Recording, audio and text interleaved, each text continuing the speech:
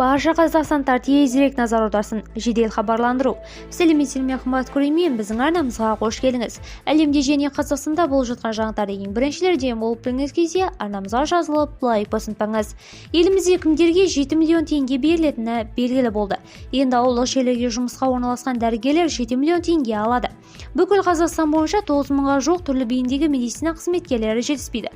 Қазақстанда ең көп сұранысқа ие дәрігерлер: терапевт 258, педиатр 203, акушер-гинеколог 268, 254, анестезиолог 120, психиатр және 117 хирург. Өңірлер арасында дәрігерлердің ең көп тапшылығы Қостанай облысында. Бұл аймақтық денсаулық сақтау басқармалары және қызметкерлерге үлкен қаржылық өтемақы пакеттерін ұсынуға итермелейді. Қостанай облысының деректері бойынша 2022 жылы 1 қаңтарда дәрігерлердің орташа жалақысы 515 мың теңге, ал медқызметкердің орташа жалақысы 279 мың теңге. Бұған қоса аудандарда және облыс қалаларында 3,5 миллион бос вакансияға тұратын дәрігерлерге 5 миллион теңге бір жолғы төлем беріледі. Тағы 1 миллион теңгені баспана үшін ауруханалардың өздері төлеуге дайын.